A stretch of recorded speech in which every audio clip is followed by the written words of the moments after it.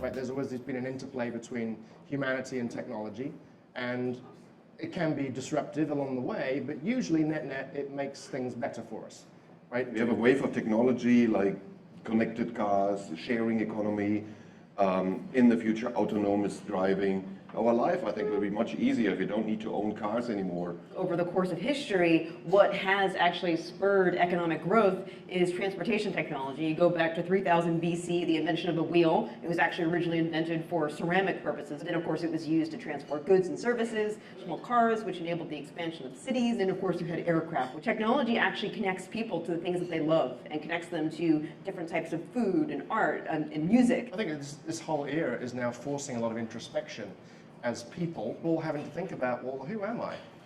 Yeah. What's important to me? If I was freed up to have all this time, who do I want to redefine myself as? And that's a fascinating time. That one really needs to foster a culture where people are curious, continue to learn, read.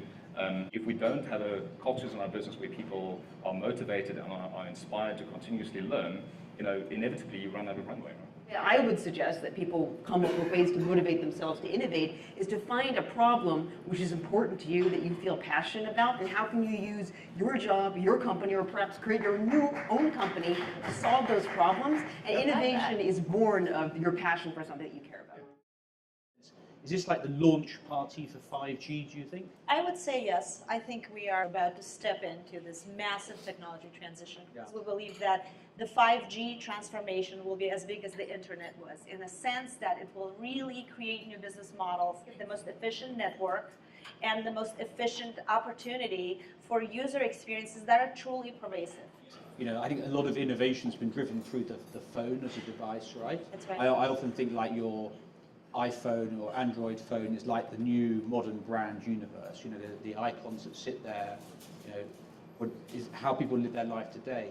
It's not going to be the phone anymore, is it? It's going to be everything. It requires more creativity. Yeah. And I think the brands have to be increasingly, exponentially more creative, dealing with these new environments, and think about the fact that the value of branding, I actually think, will elevate. As you have more information about people, you're thinking, how can I, as a brand, personalize my service much more? Yeah, personalize and probably focus less on rational messaging. Yeah. And lift it to more higher value messaging to consumer, because I think consumers will expect that.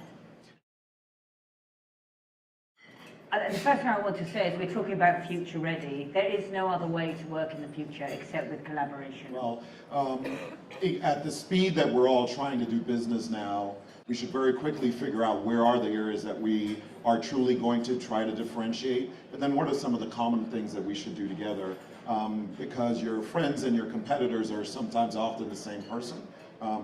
Fostering an environment that really tries to get the best out of all parts of that mix is super important. Worse, I would say at least 75% of the clients that come to us now want a sort of a flexible, combined model due to the speed that we need to all work at. Today, if you're not trying different things, you're not going to be relevant. It's like, this is the cost of entry.